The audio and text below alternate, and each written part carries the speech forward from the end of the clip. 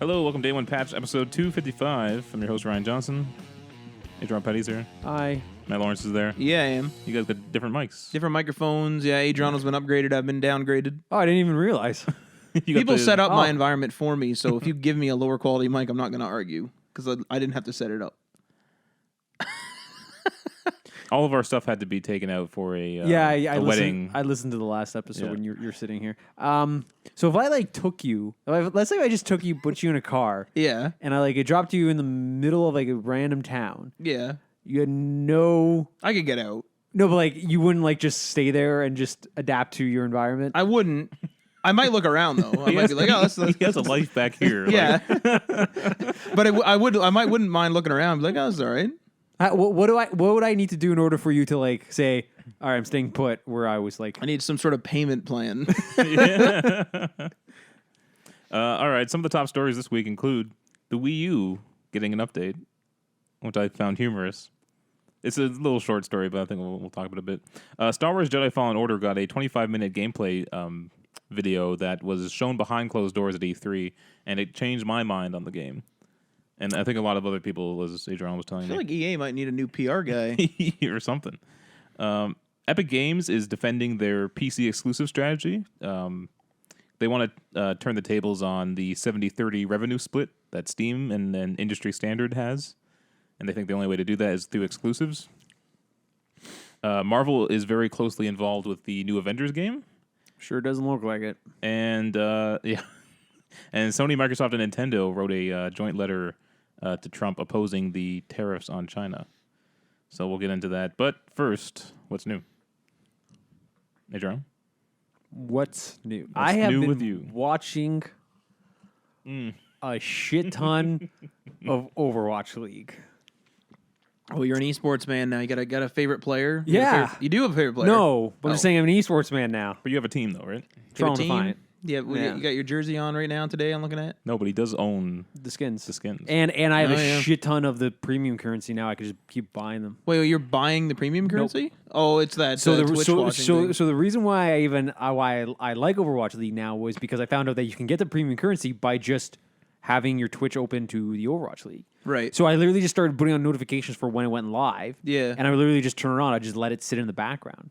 But then I started just to watch it, and I started to like it. I'm about to say, so you actually Yeah. you didn't just I was cheat really it. forcing myself to watch it until I liked it, and now I actually legitimately I'll put it on now when I go to bed. I'm like, oh, there's 3 matches. There's gonna be 3 hours of Overwatch League. I'll just put this on and I'll let my PlayStation turn off with a timer, and then I'll wake up the next day. I'll turn on my PlayStation, and it immediately goes back to the stream. Oh, Just Jesus Christ. Yeah, this is bad. I was 'Cause- watching on Mother's Day, and there was a ton of people watching Overwatch League with their moms. What? Yeah. On Mother's Day specifically. Was there an Yeah. event? Well, there was Overwatch League was happening, Oh, okay. and people were just watching at home with their mom. So now it's bad because now I have Overwatch League playing over here, and then I have one of 3 things in front of me playing. I'm either playing Overwatch, or playing Hearthstone, or Heroes of the Storm, and I'm just like, all right, I guess this is all I need now. That's Your Pretty life. good. that's where I'm at. But you are enjoying it, though. Overwatch League. Yeah. Yeah. My only criticism is the matches often are the same. Yes, but they do have player swap outs though, because Yeah. a team isn't just the same 6 people, which I originally thought. I'm like, they do have a roster of let's say 10. I don't even know how much, but like, oh, for this one they're swapping out this player for this player, blah blah blah. And then the one time they're like, oh, this is unheard of. They're swapping out the entire team, and they just had a graphic of 6 players going out and 6 new ones coming in. I'm just like, is this a thing? I guess this is a big deal.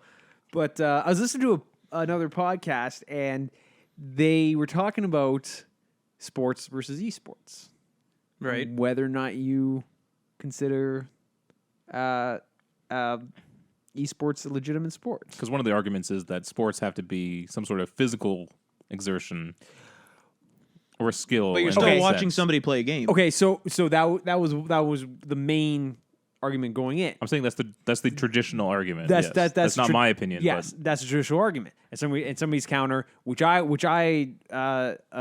was for a long time, was sports also have a mental concentration. Mm-hmm. Like chess is considered a sport because there is a mental thing. There's a mental component to that. Also, there is a physical component to Overwatch or any sort of esport. We don't really take clips of the keyboards and the mice.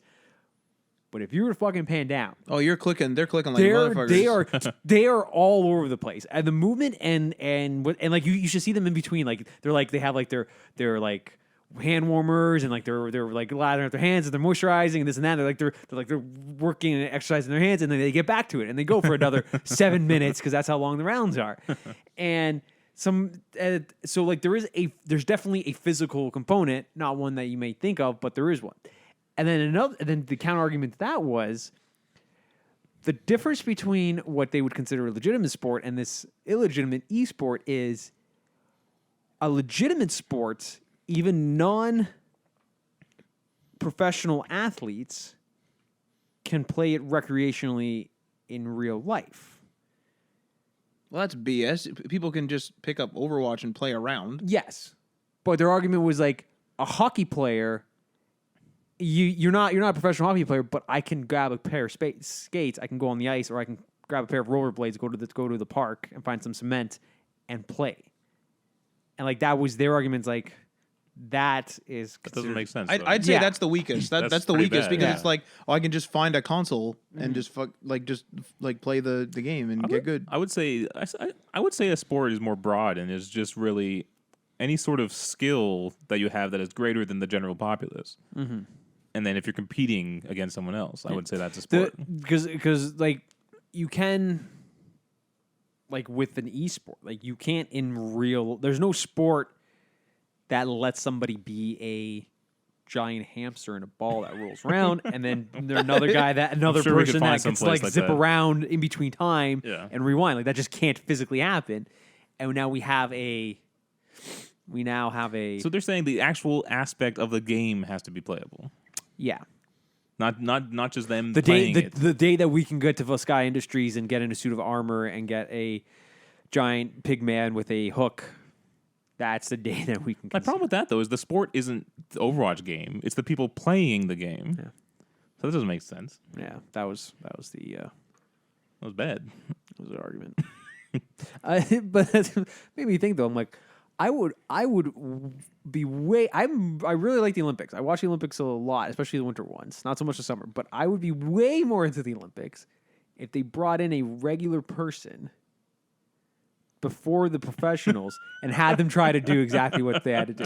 Like add a comedy bit. Like the point is comedy warm up. But here's the thing though, like you have a diver go to the board and she goes like 1, 2, and then she jumps and then she like bends and then this and then straightens out and in the water. It's like that is cool, I guess, but I have no point of reference for like what a non-athlete can do. Like put me or Matt or you up there, and I want to see what we do, and then that I think would make it way funnier. Because then I'd be like, okay, now that was fucking impressive. But seeing what they do, I know I can't do it without training.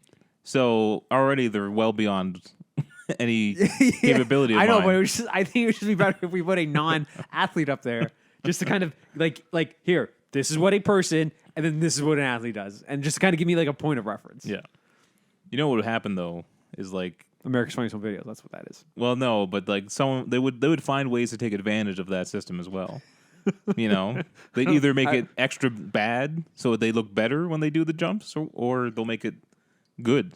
Like, all Russians are fantastic divers. You know, Matt, what's new with you?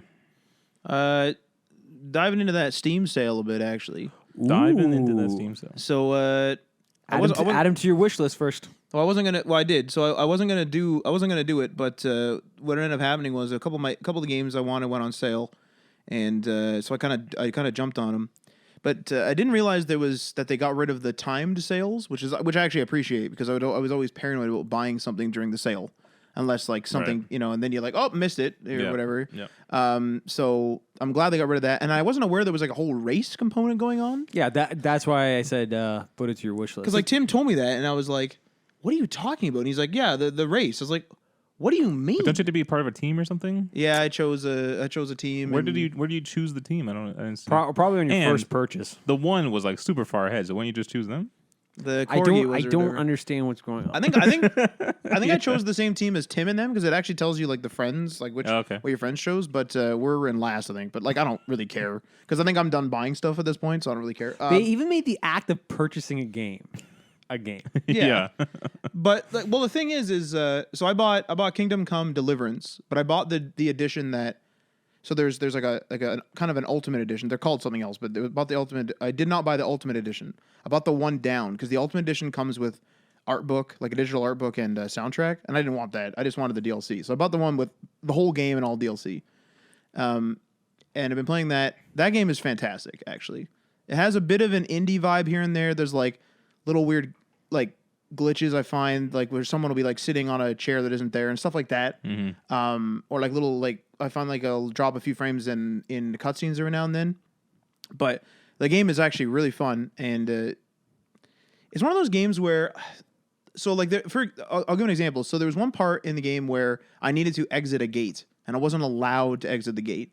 And the game allows you to basically, the game will guide you with modern mechanics, so it'll give you like a map marker. So basically what happens is I talk to the guard, he's like, I'm not going to let you leave, but he says, if you were dressed as a guard, I would let you through and just say I only thought you were a guard, you were in disguise.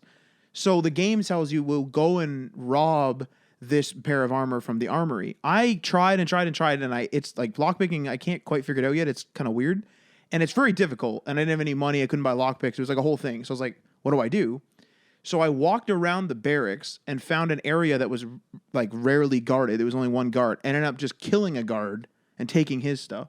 And so the game will still guide me. Like I'll never get stuck so much that I can't, like I don't know what to do at all or don't know where the armor is. But there's always like another way to do it, which I really like, that isn't disclosed. So you can use your brain or mindlessly kind of go through the quest markers. So that's really good. Now I made a bit of a mistake. So this is a spoiler territory. I don't know if anyone cares. Does anyone care? I'm on Instagram right now. Okay, so that's weird that you of all people are on Instagram. The idiots doing the dummies doing things. Oh yeah, okay, That's fantastic. It's hilarious. And Yeah. the dank Simpsons memes are Oh Jesus Christ. Anyway, okay, yeah. So in Kingdom Come, so I did the prologue, and you play as a guy named Henry. I didn't realize that one of the DLCs was playing as the supporting character Teresa, and I went up to her and was like, "Hey, how's it going? How did you, like, what happened to you? Like, because there was again, this is all spoiler territory. There was an attack on this village, and you thought she had died. And she's like, "Do you really want me to tell you the story?" And I'm like, "Yeah." And then it teleported me to her, and now I'm replaying the goddamn prologue in her perspective. That's funny. and I tried to rush through it because I was like, I don't really care about this because I didn't know it was DLC. I've been playing that for longer than than my main character. I haven't even developed my main character. He's in stolen armor. He's like all beat up. He's gotten his first quest, and now I'm just redoing the beginning again in her perspective. But it is super fun. Like I'm doing a lot of different quests and stuff. And there's a really cool mechanic too. It's like there's different ways of doing things. So reputation depends on who the person is and what you're like. So if you've been like literally rummaging through the bushes and you're like dress or your armor's all beat up and all dirty, they'll actually not.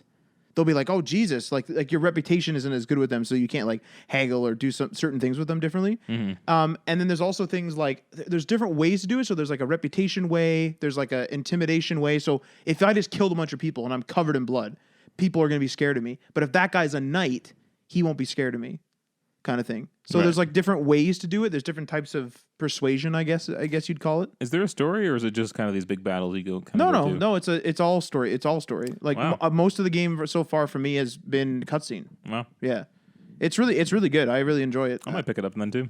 Which one is this? This is Kingdom Come Deliverance. How about Dauntless on Epic Game Store? What? That's free to buy. Well, this isn't multiplayer. I don't think. I have so many games on Epic now. It's Yeah, I nuts. keep on claiming. You want to try Dauntless? I didn't. I'll I completely download forgot those, that you yeah. can. Matt? I completely forgot there were free games on You haven't been claiming On them? Epic? No, not you, at all. You missed like tens of games. Yeah. That's fine. A lot of them are probably already have it.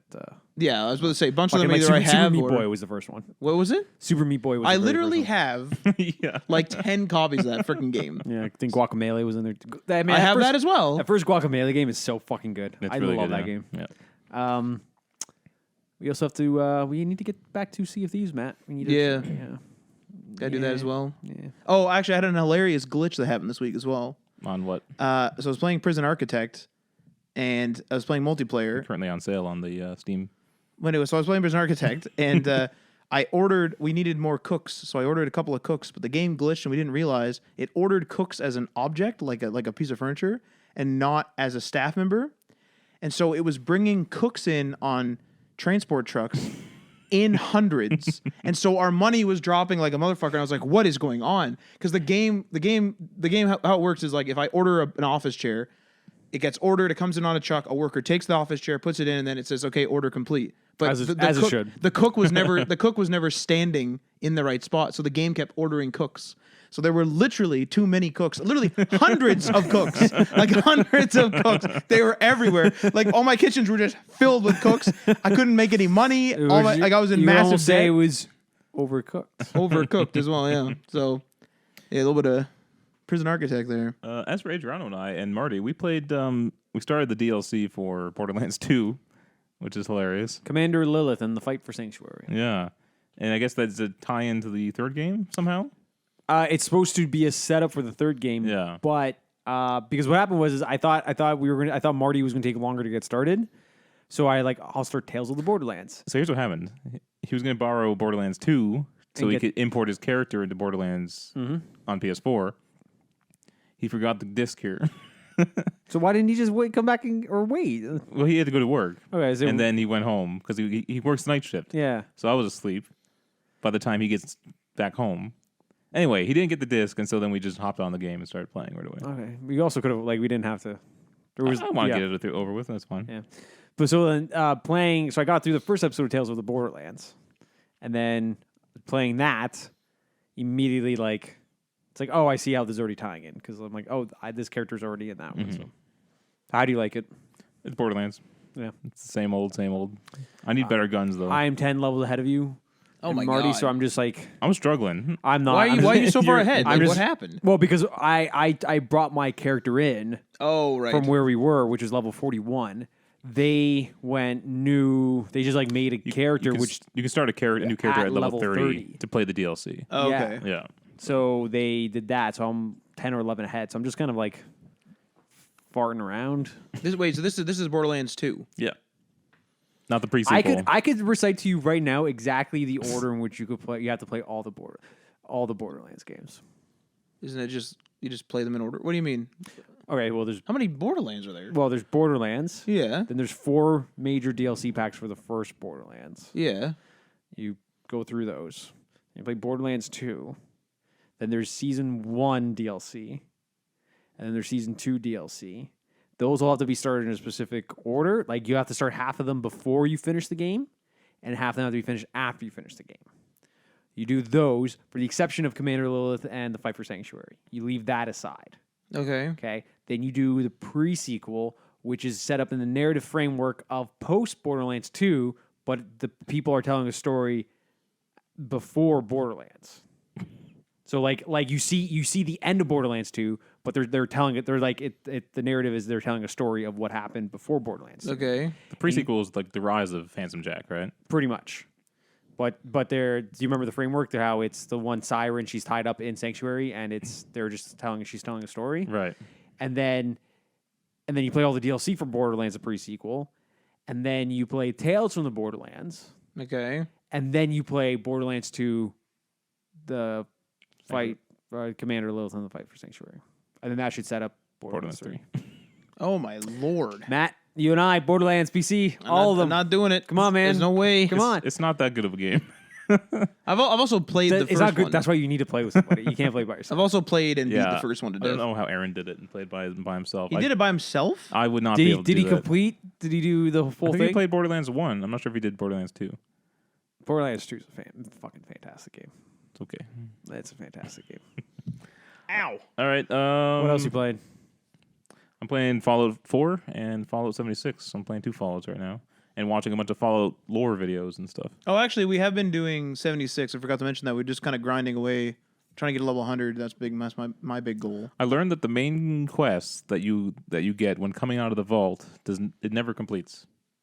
I think that's What? I think that's for mystery purposes. Like Yeah. I feel like that. But The quest is to follow the Overseer's journey because the Overseer leaves the vault before you, and then your job is to go find her, right? And you find all these holotapes of her journey, and the last one ends kind of you don't know what's going on. You don't know what happened to her, and so after getting all the tapes, the quest is still there and it's open ended. And according to the wiki, it says it's supposed to be there.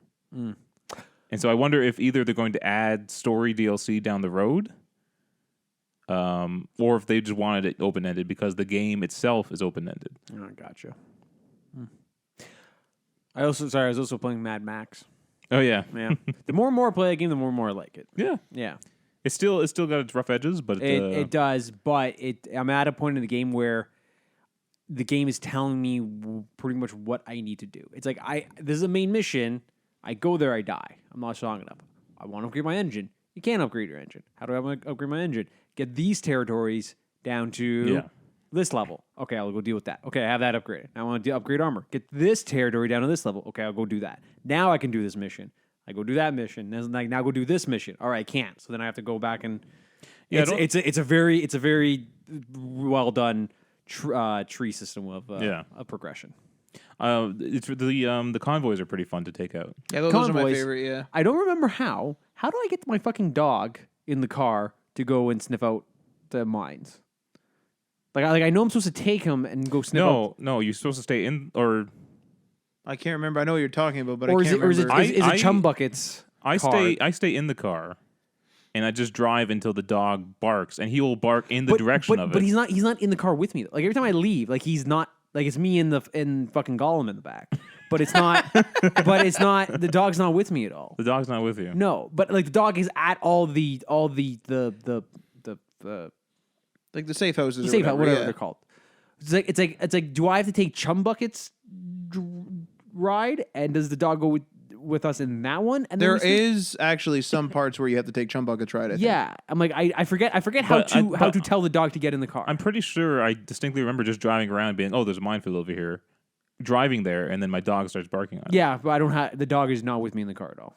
I can't remember. The dog is at the place. He's always there, but he's never. When I leave, it's just me and Humpback.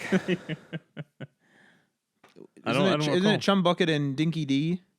Yeah, that's the dog's name, Dinky D. But also the dog food is called Dinky D. Yeah, that's why they called him that. That's why Oh. Chum Bucket named him that. Yeah. Because he thinks all dogs are not called dogs, but dinky D's. Yeah. Your dog's all fucking dog meat. Yeah. Are you gonna beat 4? No, I don't think so. No. No. You tried to buy you 76 have on beaten it PC. though before. Yeah. Okay. Yeah. But you're playing like you're not gonna beat it again. No, but I just bought it on PC because I wanted to look at it and I wanted to do some mods and stuff. Modding sounds good. Yeah. When Anthem goes cheap. When Anthem goes cheap. I already have it, so I'm Yeah. Yeah, good to he go. already owns it. Yeah.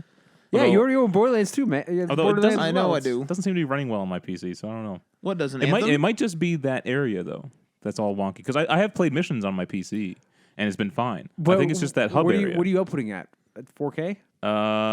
Whatever Nvidia told me to. 90K. Put it down to 1080. See what that It seems to me to be more of a refresh rate issue. Then bring on a fresh rate. Go I've down tried. So I think it's just the hub that's all weird. Might be a glitch. Could be a glitch. Who knows? Could be a driver. Who knows with that game? Who knows with PC gaming as well? All right, let's hop into the stories. The Wii U got a unexpected update. That's really, really random. I thought they were done because it's been years since I even got an update on my Wii U. Like, even when the Wii U was out. My Wii U is not has not been turned on in a long time. I used my Wii U the other day. Apparently, the update does not show up on Nintendo's support site, and it doesn't actually tell you what the update does when you download it. That's very concerning. What the But fuck? they're assuming it's just improvements in Probably a system security update. stability. I imagine it's something with security too. Yeah. I just like the idea of like someone at Nintendo like, oh, you got to go boot up the software for the Wii U and fix these things. What are we in it. doing? Yeah. Yeah. I'll set that to download. My Wii U is unplugged. It's still set up, but it's unplugged. Yeah, mine's unplugged. Yeah. I use mine all the time. You still today? I turned you said the other not day. not today, but I used it. But like to this day. Yeah, I play. All my virtual console. Okay, the Wii and the Wii, like every time Nintendo does a new system and re-releases a virtual console, You had to buy all the. that's one of the few things that I will just go and rebuy them all over again just to have. Like I have, if you look at my Wii U, like the menu thing, I just have tiles of virtual console games. I just want them all there. So yeah, there you go. Wii U update. And that's on the heels of the Wii getting the Just Dance. That's hilarious. The Wii U doesn't get it, but the Wii does. It makes sense though. Because more people have the Wii still. Yeah. I want to know the numbers, though. And I want to know the threshold of when they stop development for the Wii. I Like, think is let's say, like... there was an article saying that Just Dance will be the last game for Oh, really? for Wii. So I'm guessing that Ubisoft did a press release saying that this would be the last But, like, one. is it, like, 2 million people? Is it Oh, a I million don't know. people? Is it 500,000 people are still playing it on Yeah, Wii like U? what type of sales do they need in order to? Justify the development of And it. also like Fuck it, whether or not the porting is really maybe, easy. Fuck it, maybe I'll buy it. Well, here's the thing though. So even though it's not for the Wii U, it's essentially for the Wii U. Oh, 'cause the Wii U can you play could it. just you could put it in there anyways. Yeah. Next story here, Star Wars Jedi Fallen Order. They released the full 25-minute gameplay video. So if you missed the E3 one, it was just kind of the character running through hallways fighting stormtroopers with his lightsaber. Yeah, And Star it- and Killer being raised by Darth Vader. That's essentially what the game was. It looked very reminiscent of The Force Unleashed and just games from that era as well. Yeah. Just running down corridors, fighting bad guys. Even I was even saying like his motion, like his step was very 1 Now, 2 1 2. that doesn't change. But the 25-minute gameplay shows more of what happens before the game. And they said that the world is actually more in line with something like a Dark Souls, where it's open world. You can kind of go wherever you want, but there are kind of linear paths throughout it. Yeah. And I guess the gameplay is, in some ways is similar too. But neither of you have watched it. Matt, you probably watched it. But the demo that was shown was not the new 25-minute one, but the E3 one. Like even the gameplay just felt very easy, like hack and slash. It was like just go through slice. But that's slice. the thing. It's not actually hack and slash. And then so this new one, is the actual combat more reminiscent of Dark Souls or Bloodborne? So there's less combat in that original in the earlier bit of that demo. Mm-hmm. It's hard for them to show off what the combat is like when you're not the one playing it. From everything I've heard from like the journalists who actually got to play Yeah. it, said it's a lot more involved than a hack and slash. Okay. Yeah, and they were talking about how there's things like you can hold down a button to deflect bolts, right? But they won't just fire it back at them, and you have to actually do an action and time it right to actually deflect the bolt back at the stormtrooper. So there's stuff like that. Interesting. Is more involved. But yeah, I'm actually excited. I was hesitant on seeing the gameplay footage at E3. I was like, this doesn't look that great, but I'm a little more positive now. Glad to hear. I look forward to that. And now that I got my proper EA account, I'll probably play it on PC. I think it's going to be probably refreshing to have a more classic game for once. Mm-hmm.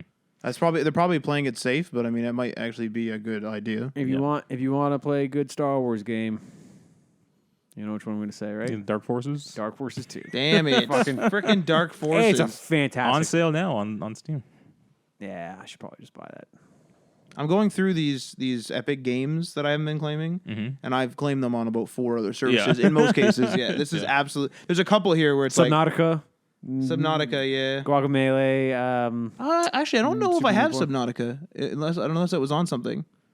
That's one thing I might not have. I was told that I would like it though. Oxenfree was free. I have that on I fucking bought that. I have on Steam. Oxenfree. I bought that brand new. He's like, oh, this looks interesting. Go just buy brand new. Never played it. Now it's free everywhere. I have it on PS4 as well. It's just like Freaking Rebel what the fuck? Galaxy. I think my problem is I have to be done buying games unless I intend on playing it in that moment. That is my biggest problem. It's like when I want to go play and I don't have it, that is when I should buy it. Because Yeah, I agree. I have hundreds of games that I've bought, and then PlayStation or whatever is giving away for free.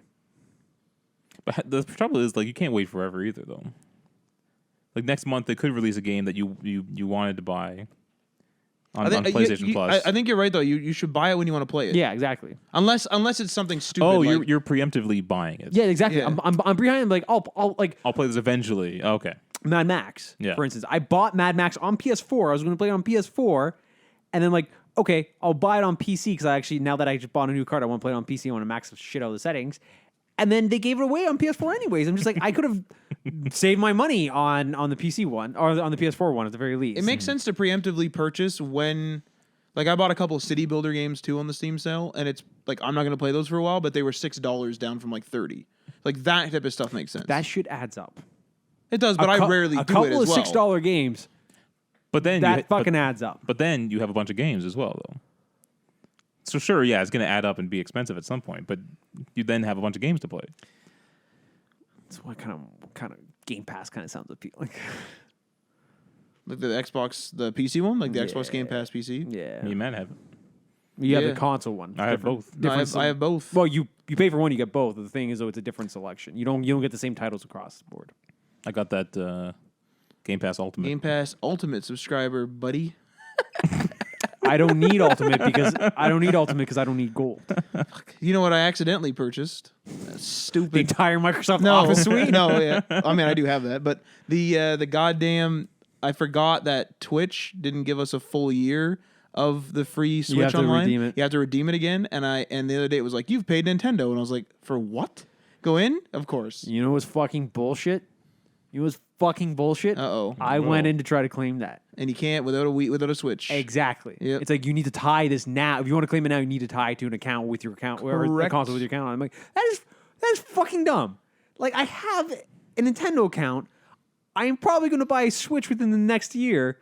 Probably not, but just let me have it anyways. Like, Because it has to be actively used right away. that's fucking dumb. So I'm gonna. I don't even know if I can claim the other half. I mean, it's $20. I don't really care, but Yeah, isn't it like $20 for the year? $20 Like, for the it's year, like yeah. a coffee a month. That's what it is. yeah, I got it's- some Division stuff too, Matt. I don't know if you saw that. No. See, look at this. This is why I don't claim things on Epic Game Store. Look at what's happening. It's too- every time I open it's way Twitch, too much. every It's- time I open Twitch, it's like there's a whole bunch of shit to claim. What I like, hate yeah. though too is like sometimes it's just like claim now and it's that easy. Other times it's like you got to go into the Oh, thing yeah. and Oh, then please sign you your have to account. relink Sign your in. account every single Authorize time. Blizzard Battle.net to do this one. It's like, what? I've already done we this. sent the code here. Please authorize this, and then Yep. come back and do it. It's like, annoying, fuck this. so. I'm not. This isn't worth it. What did you get for Division? An outfit, I think, and then there's like Where's that? 3 or 4 more weeks of free stuff. Where's that? And You got to go into the little crown and then you Yeah. you Into find the it. Division? No, No, in no, Twitch, it's just on Twitch. Twitch. You go into the crown, you find the division, you click on that, you authorize your Make account. sure you link your Uplay account first, though. So make sure, No. Now here's the question. No. though. So- Here's the question. I have Division. I got it for free with my graphics card. Division So- 2. Division 2. But are so, you? Hold on. Did that outfit roll over to your PlayStation? Yeah. I think it claims it for both. Yes. So Oh, so you those ha- are both, so this is okay. what you need to do. You need to go. You need to go into your Uplay account. I've already linked all that. Yeah, you need to link your PS4 to your Uplay. My Uplay and then is go complete. into Twitch and link your Uplay to Twitch. Uplay so is one complete. goes. It's like a weird domino. And you have to effect. link your Steam account or whatever you're using to play or to use If Division you're- on your if you want it on the PC. PC. one. Yeah, Steam. it is a fucking or nightmare. wherever you, or no, the it Uplay. did it on Uplay. Yeah, It was free on Uplay, yeah. Yeah. Yeah, because when Yeah. you launch it on Steam or Epic Games, whatever it is, it launches essentially just launches Uplay anyways. It can't. Oh, that's right. Yeah. Yeah, it's literally just a button that's doing it. But the new GOG game client's supposed to GOG Galaxy. supposed to amalgamate it all. No, here's a question. I look How do forward those to that. games update? What? How do those games update? I have a feeling, and this is a total estimate, I did not see anywhere that it keeps the games up to date. You're gonna have to probably have all those clients open and signed in. No, probably maybe. not. No, I don't probably know. not. I'm saying Probably. maybe. I don't know. the same, but I imagine it's going to act the same way with Steam and Uplay. When you make the purchase in Steam, Yeah. it is probably just going to assigns a digital license to your Uplay account. Yeah. And then Uplay, then at that point you can close Steam and never reopen it, and Uplay can take over, and that will manage it. I imagine the same is going to happen with any of those. It's going to assign a digital license to GOG, whatever the fuck they're calling this, GOG Galaxy 2. GOG Galaxy 2, and then that will then just manage it will go and retrieve it will pull the Well, information. I'll tell you one thing. I don't know how the chat works either, but I'm down for one frickin' like client. Woo! My lord. Let's do it. PC Fuck. gaming. Let's get rid of our consoles. I'm not gonna get rid of my console. Fuck. I bought Kingdom. I do like PC gaming to an extent. I did buy Kingdom Come on there. I like consolidation. Want less physical consoles. No, I like having my console. The best thing Sony can do is say we're bringing our games to PC. I literally rip out my PlayStation and throw it out the window. I'd be like, I'm done. Then you'd realize there's a save on there that you needed. You need to run back out. We have to go get the hard drive. It's not even my consoles, my brother's. Jesus. All right, next up here we have Epic Games boss is defending his PC exclusive strategy. This comes from GameSpot. So Epic founder... Damn it. What? I was going to comment, but I'll wait until you actually read the story. Epic founder Tim Sweeney has offered some insight into why the company is pushing so hard. In a Twitter thread, Sweeney spoke about how Epic believes pursuing exclusives is the only strategy to change the current 70-30 revenue split between publishers and storefronts. The 70-30 model is considered to be the industry standard, with 70% of revenue going to the developers/publishers and 30% going to the storefront. However, Epic's new Epic Game Store only takes 12%, giving 88% to the publisher/developer. And they say that the only way to break this status quo is to do exclusives. And the exclusives may piss off a certain segment of Steam fans, but overall, I think most people probably don't care and will just go where the game is. Fucking kills me that he has to defend this. Oh, there's people on my Facebook that are like really pissed off. Like they literally say like, oh, I can't play Borderlands because it's on Epic. It kills me that he has to like argue and defend. Like there's been exclusivity through Steam this entire time. Nobody bitches and complains Because everyone used it. Exactly, but it's like now we're doing the same thing. We're offering a better deal. We're creating competition. Yeah. And people are losing their fucking minds. I mean, admittedly, like there are things missing in Epic Games that are apparently coming. No. Okay, here's the thing. I'm not saying. And I had a massive argument with somebody the other day. I'm not saying that Epic Games is a perfect client. Like there are a lot of fucking problems with it though. But a lot of people's arguments, their main argument is two separate places. Like ignore the actual physical clients. They're bitching about having two separate ecosystems. Like the actual act of competing marketplaces and act of competing companies is what pisses them off. And like that philosophy I don't get. It's like, oh, I have to launch another client in the background. It's like fucking add the game, but literally make a shortcut on your desktop, minimize the client, you never have to see it. It fucking eats up my RAM. It's like just add the fucking shortcut to your Steam. Don't even launch Epic. Just leave it. I get it. I get the complaints about having too many clients, but I don't get the complaints about the exclusivity. Because you're right, like it's just a business model, and I'm not paying for the Epic Game client. And it's different when there's an exclusive on a console. Because some people don't want to buy another $500 console. But you don't have to buy a to launcher. get that exclusive game. But if you have a PC, yeah, the launcher is free. Yeah. It's not exclusive and being taken away from you. This is all you just have to make an account. Yeah. This is all on the storefront side. Yeah, I have to make an account and I have to register my credit card. There is a minor annoyance at best. To lose your fucking mind and say I'm going to review bomb Borderlands and boycotting Metro and fuck. It's like, are you?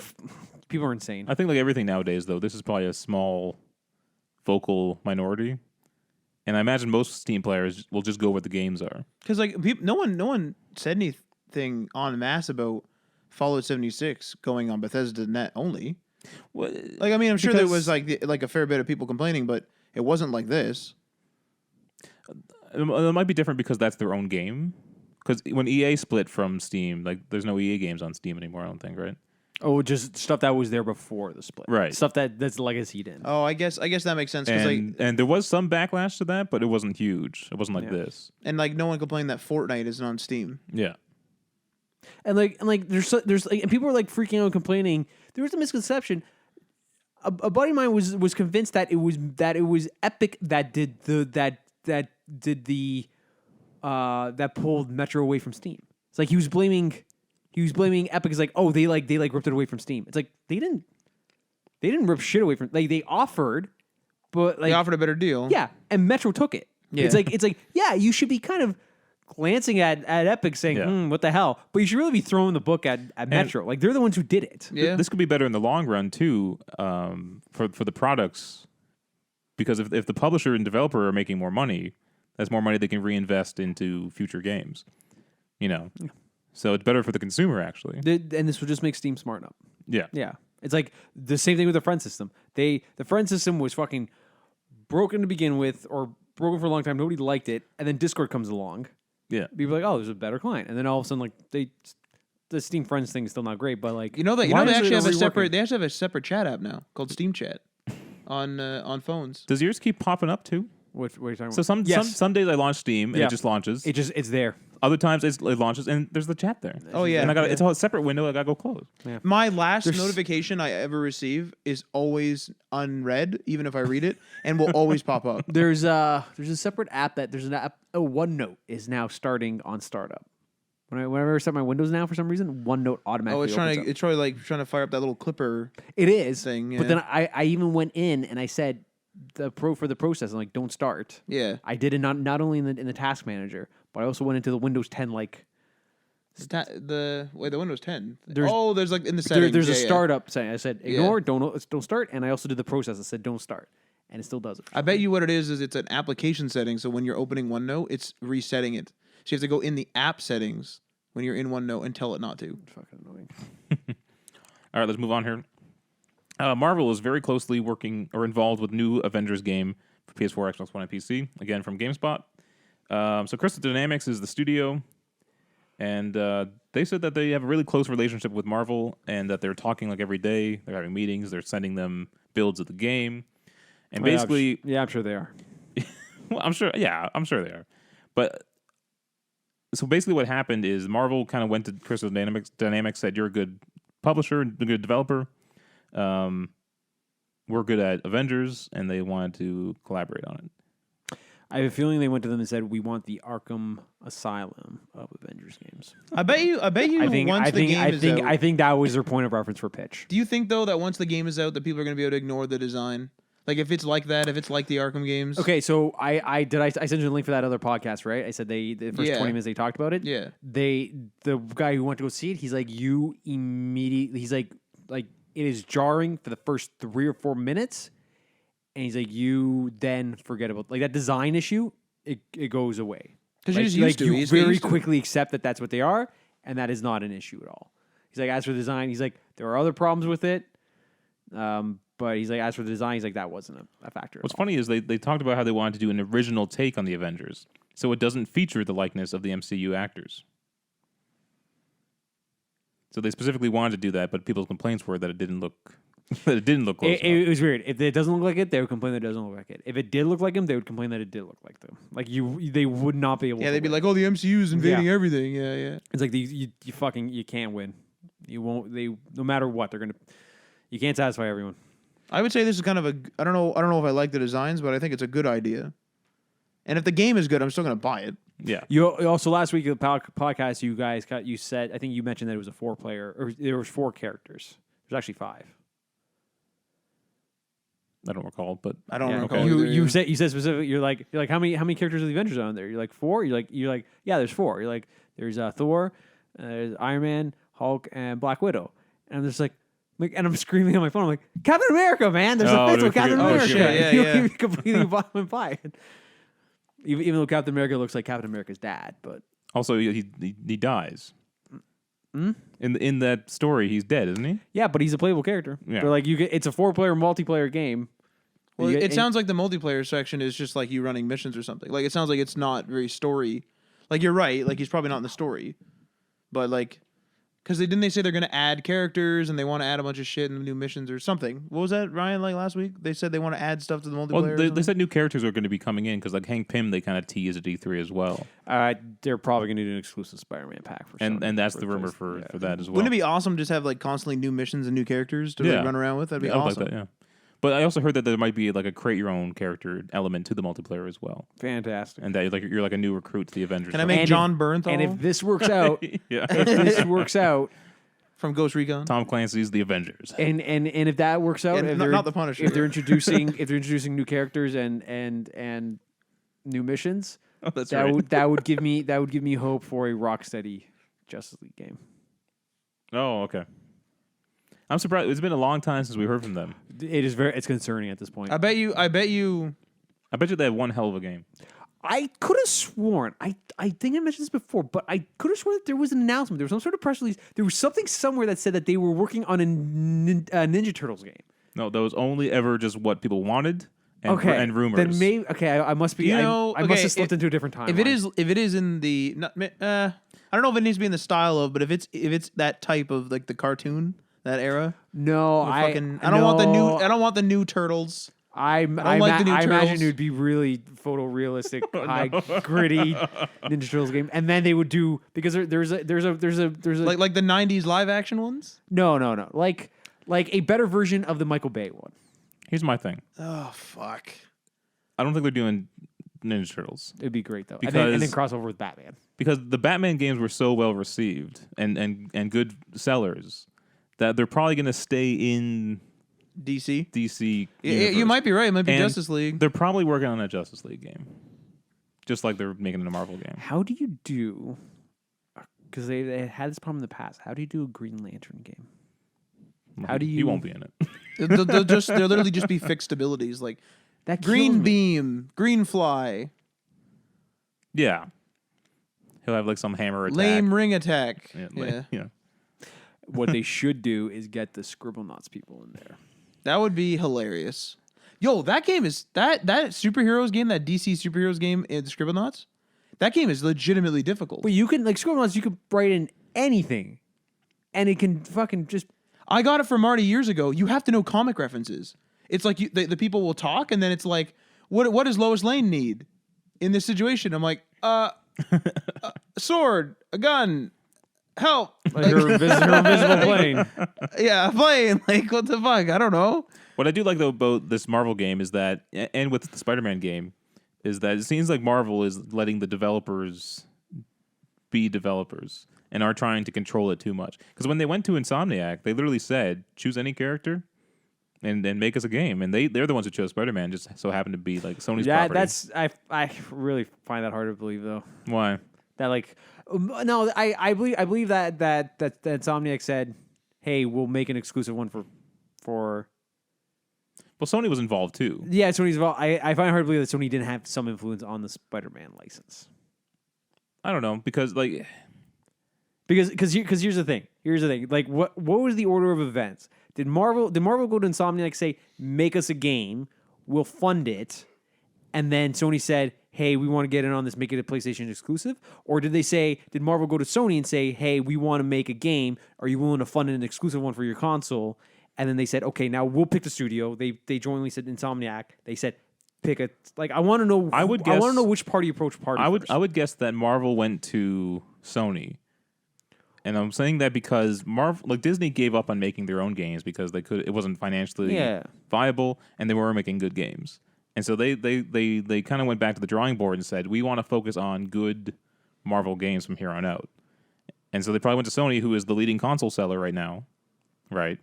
And said, would you want to join with us to make a game? Is Insomniac's not a Sony They're not owned by Sony, no. Insomniac made Sunset Overdrive. Yes. They also made Ratchet and Clank. All of them. Who made Well, I think most of them. Some of the PSP ones, maybe not. Who I don't made remember. what's the superhero Infamous? Yes. That is not Insomniac, that's Sucker Punch. That's okay. right. That is a Sony owned studio. I was gonna say it's named after a movie. So I find like why would Marvel just fund the game themselves through Insomniac and say make it multi-platform? Go to PC, go to fucking Xbox, go to this. Like why go to Sony and say, hey, let's make it like They probably had an Avengers game planned. They probably had an Avengers game planned, and so they didn't want to front any more money. So when they approach Insomniac, it's fucking Marvel and Disney. Like if No, but it could be one of those. They're not shy. They're not scraping the bottom of the barrel. But they're also trying to branch out. So if you go, they probably went to branch out with an exclusive. What's that? Branch out with an exclusive. No. An exclusive on the best-selling console. Yeah, no, but they're also trying new things. They're trying an exclusive, then they're branching out. They're branching out in terms of games. So they're like, let's do an Avengers game, let's do a specialty game. And then it's like, if you want to do Spider-Man, then we have to go to Sony. And then Sony says it has to be exclusive. So it's like, all right, well, that's it. Like that could have been Sony's only influence in whatever input. Maybe that's what happened. Maybe they went to Insomniac and said, "Do you want to make a game?" They said Spider-Man. Maybe they needed Sony to. Okay, Sony said, "Yeah, okay, but you have makes to make more it sense, exclusive." But I find it really hard to believe this is for Disney, Marvel, whatever you want to call them, to say, "Hey, let's go to Insomniac and say, let's make it exclusive for Sony." Like, you're only losing sales there. Not much. But Well, like losing sales what are you by talking maybe about? What are you maybe. talking about? There's got to be a fairly big pocket of people only with an Xbox Yeah. that would have played Spider-Man or whatever game they would have made on an Xbox had the opportunity. Would it be And- as and- much as the and- savings though? Like, what if Sony fronted a bunch of money? So it's like you're going to lose 100 million. Here's 100 million. Would the That money is usually what happens when you do go. Would the money have they saved by having Sony front the cash or front the money outweigh the sales they would have gone from an Xbox or Stadia or No, think- but I that's what or Avengers PC is. thing? That's what Avengers is. But I think that's usually how console exclusives work. Is that they front the cash that would make up for any lost sales on another console, and it sells more consoles for the who's ever How do they fronting it. determine the lost sales on another console? Because you can predict to a degree how many sales will be on that. First of all, the PS4 has like 90 plus million consoles. They'll probably have 100 million by this year. The Xbox, they don't even tell us their numbers because they're so low. Yeah. So I find it, if they have 40 million Xbox Ones out there, maybe a couple million units would have sold on there. You know, they could front that cash for that. I find that odd that a company like Disney, Marvel, with all the money, they could have just fronted the development themselves and said it's on all platforms. They could have made their own fucking game client, But, like, and how they would many- have thrown it on there, and that could have been the launch of their own game. So client. what if Sony went to Marvel then? That at least that makes more sense. Like, we have the Spider-Man license. Let's make it exclusive. We will front it. You let Insomniac make this for that. I find it really difficult to believe that Marvel would go to Insomniac saying, "Let's make a Spider-Man or whatever game you want to make. Well, Let's make Insomniac a said game." to Spider-Man. Insomniac claims they said they had any pick of any character in the Marvel universe that they wanted, Then and they chose Spider-Man. okay, then it's like, pick a character, Spider-Man. It's like, okay, then it has to be exclusive for Sony. Insomniac says, okay, great. If they had said X-Men, be like, sure, make it for What make if for it any was and a all consoles. numbers thing where Spider-Man is already tried and true in the gaming industry, whereas I don't remember an Iron Man game at any point. There was like a bad one. It was a No, bad but one. there you go. The, But new VR was the- supposed to be really fucking But good. the Spider-Man 2 is critically acclaimed. So the fact that they are like, okay, we're branching into games, we have to go to Sony. Sony says it has to be exclusive. Marvel goes, well, we're branching into games. We're going to cut out the Xbox people. However, we're going with the best-selling console, and we're getting this license, and we're also going into a territory that is tried and true. We know people will buy Spider-Man. Sony could have think- fronted the cash for the marketing too, Yeah, which is that big. too. yeah, that's yeah. And this is also a good stepping stone to get Spider-Man onto Xbox. If Sony and Insomniac approached Marvel, like, that makes more sense. I just find it really hard to believe that Marvel would have said, "Let's make an exclusive for Sony." But like now that there's a Spider-Man license that we assume is in the same universe as this Avengers game, now that it's all done, now it's easier to approach Sony and say, "Hey, can we add Spider-Man to Avengers on Xbox? Like, can we do it later? Like, can we say Spider-Man's exclusive on Avengers multiplayer for 6 months, and then can I release it because you already have the assets? It's already been designed. It's already done. Can we do that? Why doesn't fucking Disney just buy Sony like they do buy everyone else? They should buy Sony actually. Then you're going to get into some serious monopoly issues. Yeah. Whatever. As long as anything's unified and And It's not actually monopoly though, isn't like there's a bunch of other companies. oh Still yeah, around. there's a but no, but like there is their share of the pie is getting bigger and bigger. But like And, I mean, of course, yeah. They don't only go after monopolies too when they become absolute monopolies either. No, it's just big influencers, right? Yeah, yeah. All right, our last story. So Sony, Microsoft, and Nintendo have written a letter opposing Trump's tariffs, again from GameSpot. So yeah, Trump put this. Couldn't have one episode without mentioning Trump, eh? We hardly talk about I know, I'm just being a dick. politics, really. But it is becoming more and more evident because of all the loot boxes, so we're getting into the realm of politics a bit. Ugh. But yeah, there's a 25% tariff on goods coming out of China. A lot of those goods are made by companies like Sony, Microsoft, and Nintendo.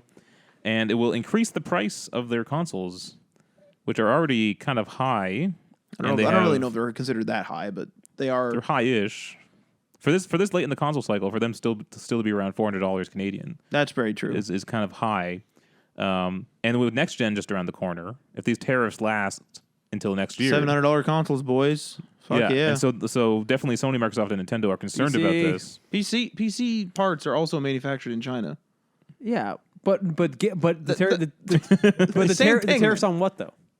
I don't have the list of what is tariffed. They have to classify everything. I guarantee it's going to be. You could easily claim that thing is a computer. It's a specialty computer. No, that is a computer. Yeah, I guarantee. All it does is crunch numbers. I guarantee. All it does. I guarantee if you look at the FCC, they have very distinct classifications of what consoles and computer. Yeah, I'm not a border patrol or whatever agent. Border patrol. What did you call them? UK's border force. Border force. Fucking fantastic. So this was part of the letter. While we appreciate the administration's efforts to protect U.S. intellectual property and preserve U.S. High-tech leadership, the disproportionate harm caused by these tariffs to U.S. consumers and businesses will undermine, not advance, these goals. The letter goes on to note that in 2018, more than 96% of video game consoles imported in the U.S. Were manufactured in China, and that moving 100% of manufacturing to the U.S. or another country would cause significant supply chains disruptions and increase costs even beyond the cost of the proposed tariff. Okay, I have a question about that. Why is Tesla's Gigafactory in America then? They started building that thing before the tariffs, and they have an invested interest in having a lower price car, which they're trying to do right now. Imagine a Gigafactory in a country where the money is. I don't really understand the whole like why China's cheaper. I think it's just because of the currency. Their labor is cheaper. Okay, but it's also because of the currency, right? But where we get paid like $15 an hour, yeah, or 14 in Ontario. Like our dollars go further there, but like I think there's more to it's it like than literally that. They get paid like maybe I don't even know how much, like $1. But like per hour. that goes further there. Clearly, like we couldn't exist off $7 a week. You would die of starvation. Yeah. So. Like, clearly our dollars go further there, but I assume there's also more there. Their standard of living is less. What's that? Their standard of living is less. Okay. And there's a lot of, like, their middle class isn't really that big. It's growing right now. Yeah. But so they have a lot of, like, poorer people who are working in those factories for cheap labor. Because of this. Stuff like this is going to hurt them. Yeah. But anyway. Tesla is opening up a gigafactory in China. Okay, but that might be to serve China. Like, yes. Why was the first ones, I don't know how many there are, why was that in America then? And reason why I mention that is not saying to build an actual gigafactory, but could you build an equivalent for something that is going to sell millions of units, like consoles or electronics, just as a general statement? I think the difference might be that they started in the U.S., where in this statement from these companies, they're saying that the cost of moving production out of China and even putting it into the U.S. would be too disruptive and cost even more than the tariffs would cost. But since Tesla is already here in America, there's no cost to move it from China to America. There's an intrinsic cost of, like, if your dollars go further and you're building a fresh new factory, especially something as innovative as the Gigafactory, that's like a massive undertaking to do in a country where your dollar is 1-to-1 because you're sparing American dollars in America. If you're sending American dollars in Mexico or something like China, then it goes significantly further, as we've already established. So why would they, like, it still doesn't make sense as to why they would choose America. The moving costs, of course, makes sense, like what they're saying there. But like, it just doesn't make sense for Tesla to do it. And with that being said, I understand it's different markets. So I mean, there's probably something underlying there. Elon Musk is a billionaire, right? Yeah. So his concern is not solely profit. The entire goal of Tesla itself was simply to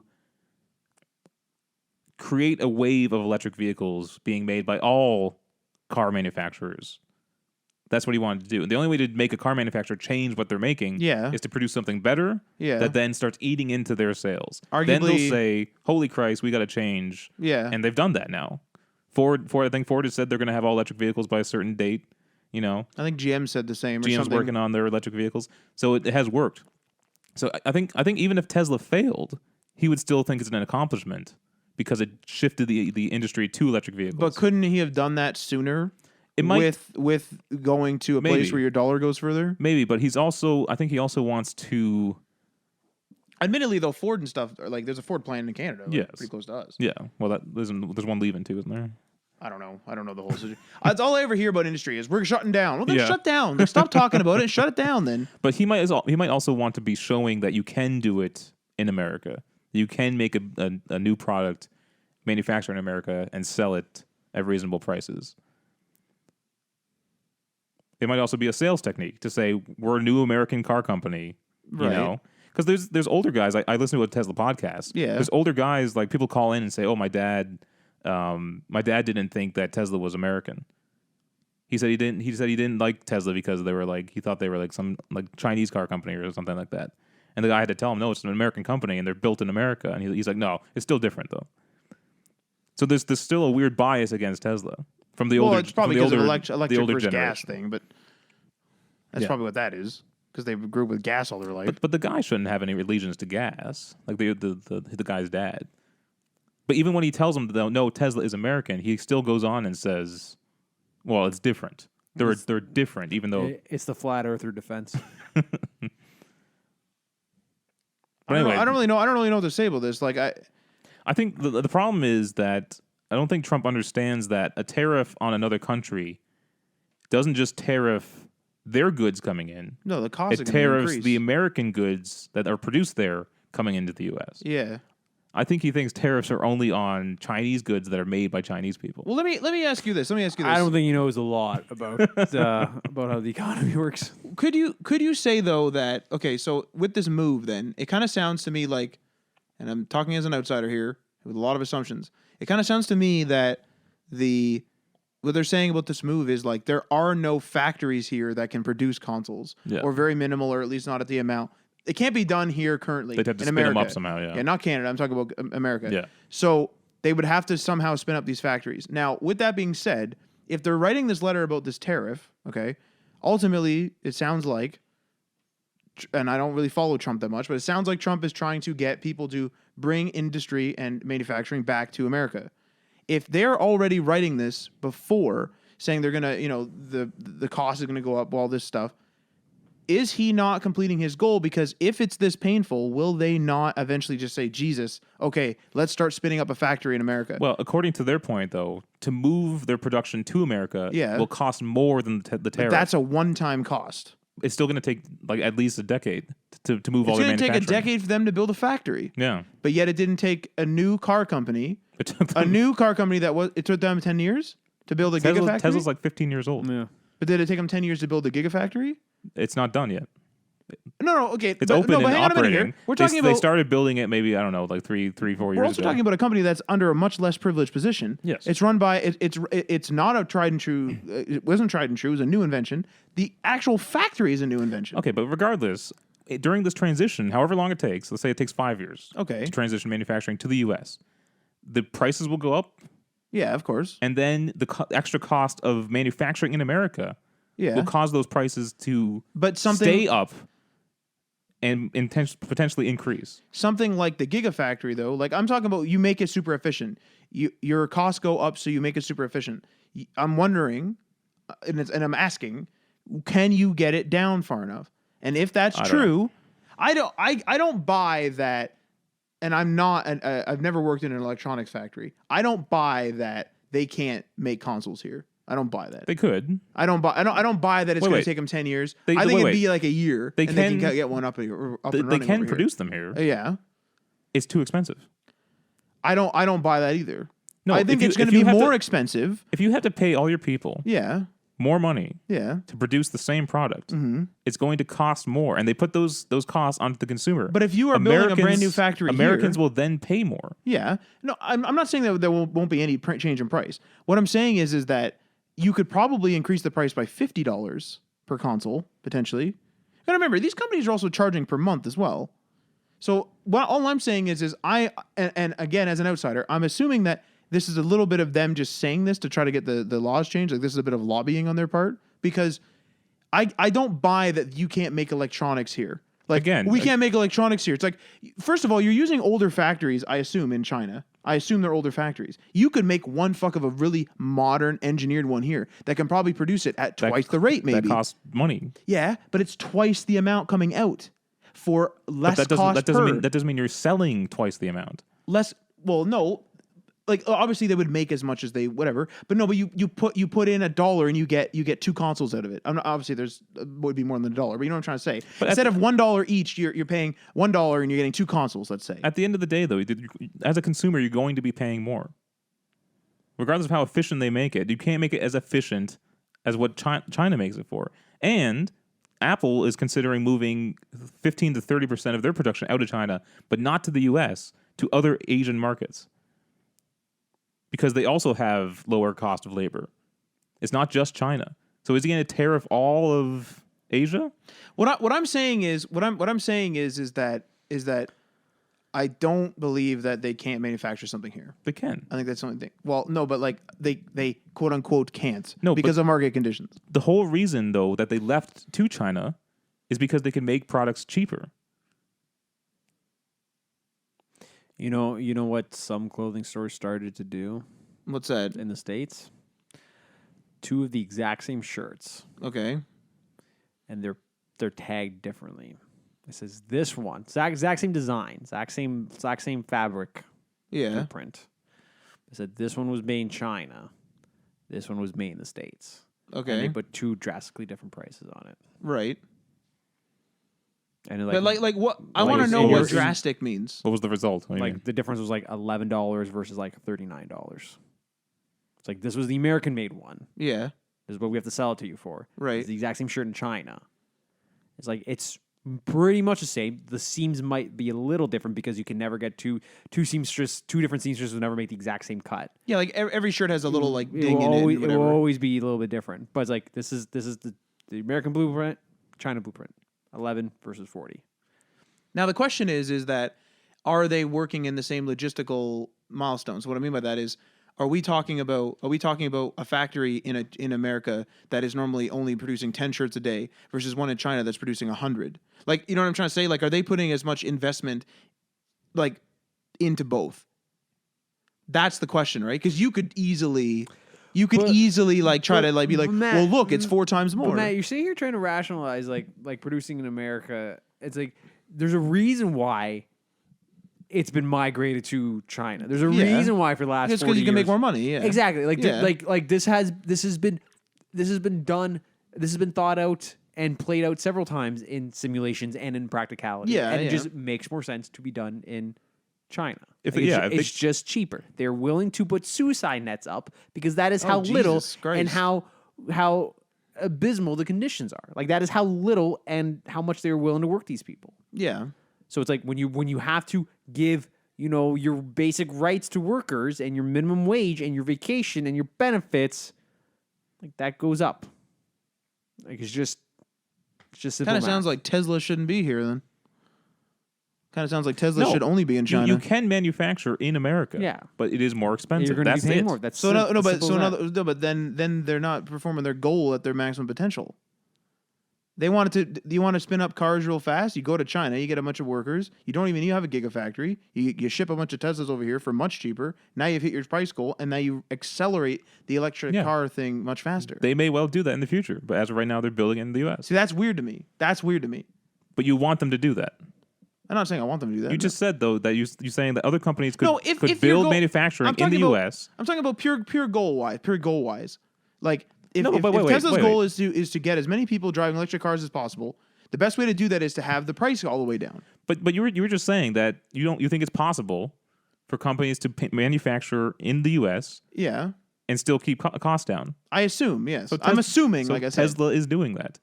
They have a 35. so why can't that's They my have a example. $35,000 Why can't Microsoft? because why they started can't Sony? here. What? They started here. Sony was Isn't always that a Japanese. position of less? No, because Microsoft. Keep in mind we have been paying the least amount of consoles and least amount of games that we have in history. Yeah, If you go back, like if you adjust for inflation, yeah. we've actually the Nintendo and the Super Nintendos were like $700. Games were They're like 100, expensive. They're expensive as 150. fuck, It's like, yeah. we were paying less. So like keep that in mind. The thing is too is it's like a little bit of that is a new invention like not tax, but you don't understand what I mean. It's like a new invention thing, and less. Then the market was smaller. But this as well, Matt. You have to remember these companies' sole goal is to make money, Yeah. right? So they're definitely going to have some smart business people who know how to make the most money by spending the least amount of money. Of course, yes. So if they saw a viable solution yeah. of manufacturing in the U.S., Yeah. they would have done it. I'm not on the side of moving manufacturing here to be No, clear. I'm just explaining why they're still in China. I'm just saying that like if I was Microsoft and I could manufacture here and the government's like, don't go to China anymore for this reason, and you're like, oh shit, that's gonna raise my price. All right, I'm out of here. Like that. Like I'm just trying to like if I was an executive, raising I'd be their like, all right, price, raising their price reduces sales. They already make a loss on a lot of these consoles. Now you want to increase the price by 25%, which hurts sales because we saw PS3 how much their sales were hurt by the price. of course. So it's bad no matter how you look at it. But And they don't- in they don't this have- case they're both hit with the same tariff, so it's not a competition thing. But these are publicly traded companies. They don't have 5 years to recover by switching all the manufacturing to the U.S. Yes, I understand. That. Their stockholders want profits. They want you to make the most amount of money you can. They got Tesla- other I think I'm- pressures. I think I'm Tesla more so- publicly traded Tesla's public, yeah. I think I'm more so questioning like it just kind of seems like and like maybe they are already moving stuff out, but it just kind of seems like this is an impending problem and they're just going to let it happen and then just raise the price. Like it kind of It's seems not a problem like, though. It kinda This is the this big this isn't a problem. manufacturing is not a problem. No. That's not what I'm saying. What I'm saying is it's like if they're in as dire trouble as it sounds like from this letter, right? That they wrote, are they moving their ass to fix it, or are they just going to be like, "Oh no, help us! They I guess will- it's going up. they will Like, if the those price is going up. Everyone, No, there they- it goes. They will if those tariffs hit. Apple's already looking into but like it. but that's what I mean though. Is like, are they not being like Apple and moving? Like why? They will- I guess they I'm will- questioning why they're not doing. They will if they have to, but it's more cost effective for them to not have the tariffs at all. Yeah. yeah, of course. Like, That- that's the path if of they can least reason resistance. with the current administration, or possibly wait it out. If they can just eat enough of it, or raise just a minimum amount to get to the next administration, and if the next administration reverts back, they might say like the election's a year and a half away. Sure. If the Democrats win or whoever takes over and they decide to double back They on could it, kill the tariff, They yeah. might math it out. Be like, hey, even if he imposes now, either we can take a little bit more of a loss or impose just a little bit of a price raise on the consumers, assuming that hey, 2020 they get reverted. If they don't, then we need to seriously consider getting the fuck out of there. And they just need a Democratic president too. You don't need Congress. Yeah, and here's the thing: a good chance, even a Republican would probably a new Republican president would. Yeah, that's another thing. Republicans are opposing the tariffs on China. Like if it's anyone else but Trump in there, Yeah. like they would just double back. So why would you uplift your entire thing for a 5-year plan when in a year and a half this could just be gone? No, I'm not saying it necessarily like uplift everything. What I'm saying is it's more like if Apple is already looking at other avenues, like then clearly there are other avenues. Now maybe they are behind closed doors and it's not public. this maybe, was just like, a fair problem enough. with having all your eggs in one basket. Everyone put it in China.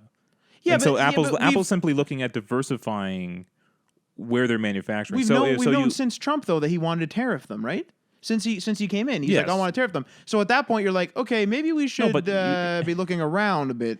But again, that's going to cost money to start moving your stuff. Don't necessarily start Which- moving. Look around, make a plan. I'm sure they and if did, it though. happens, you go, all right. Even looking around costs money. You don't just look around for free. Well, then let's just pay 25% more on our consoles, and that's it. Or they can do what they're doing and pleading to the government and to plead, and then we'll still pay 25% more. We'll see That's what I'm happens. saying. Like no one's doing anything. So They did. Because They wrote a because letter. There's no But, reason. but what does that do? There's no reason to do anything until it happens. Yeah. That's the most cost-effective way. So consoles are going to go up 25% immediately. Then Yeah, that the most cost-effective way when you were saying the For them. 25% increase of price for the company. No, most cost-effective. Yeah, But then that's going to kill their profit. Yeah. Like you said, it's going to kill the sales. but also moving your manufacturing out of China, which they said is going to increase prices more than the 25%. That's going to hurt them more. That's a more dangerous path to go down. It's really, this is really weird. I kind of thought you would fight for the manufacturing to move back here. I'm manufacturing. I'm not fighting on a point. I'm just trying Because- to get the full details. because I learned that manufacturing is gone from North America. I mean, you can bring it back though. No, the manufacturing age is over in North America and the Western world. It's gone. We're done with that. But where's it going to go? we were China. moving China, yes. but like, where's it going to go after that? No, the Western countries are moving into a services industry. Okay. No longer a manufacturing industry. That was the 20th century. Okay. We're now moving into a services industry. Okay. Okay, that's people sitting at desks doing computer work. Right. Most people are going to prefer that to a manufacturing job. Sure. That's where we're at. You do that now. Netflix is Yeah. a service. Ryan does that. Every app on your phone is a service. Yeah. Developing Well, admittedly, websites. though, that's your job is a service job. Yeah. Yeah. That's the industry we're moving into. Entertainment, movies, food venues, I'm trying to classify what my job would be. service. Is service It's not about your specific job individually. It's what does your organization do? You are servicing other people. Yeah, you're servicing people by delivering. Yes. Like a delivery man is still. A You're not person. providing goods to them. You're providing a service to them. Yeah, you're not making like the hospital bed and then selling it. You're not physically creating it. Or like whatever. Okay, I medical guess I'm equipment. in a weird spot because I work for a hospital, but I service the film industry. Well, either way, you're servicing someone. Yeah. At no point are you going into the back and assembling a bed from raw material. Yeah. Okay, when you phrase like that, yes, you are. Yes, okay. So that's what I understand now. If manufacturing could come back in a way that made sense that wouldn't increase prices, I'm all for it. I would say that the But, Gigafactory but- is a proof of concept. But you also have to remember that automation is taking over as well. Yeah, The Gigafactory I'm not fighting for jobs either. I'm just. the Gigafactory Oh, is I'm one not of even. the I'm not even God. taking. wait. All those unemployed Chinese people. The Gigafactory is one of the most automated Yeah. facilities as well. Yeah, I'm not. I'm not fighting So- for jobs or anything. I'm just trying to. Look for an avenue where it's like. But even maybe if we they should react. To even this. if they brought those manufacturing jobs back to the U.S., they're going to be gone in a few years. So times are changing, and that's the problem. I think they're going to have. I guess the suicide net industry is also here we going to go. dry up too. God because damn it. If you have robots, But no, those people without a manufacturing job in China, they're still much of a manufacturing industry. Without those jobs, then they have nothing to do. Do you know what I mean? that's what I'm saying. That's like fucking how many? That's over 1 billion Chinese people. Yeah, because the Chinese economy is like massive. It's fucking ridiculous. Have you ever seen any of their highways? Oh my god, what are they gonna do when the robots just start making everything? All those people. I think that's far off. I wouldn't bother. I wouldn't. It's not worry in our about that. lifetime, but that is fucking scary to think about. I think it might be in our lifetime. Yeah. No, I think that governments are Not going to my step in and lifetime. say we can't automate. I'm gonna die young. Especially in China, they'll be like, "Nope, you can't automate. Stop."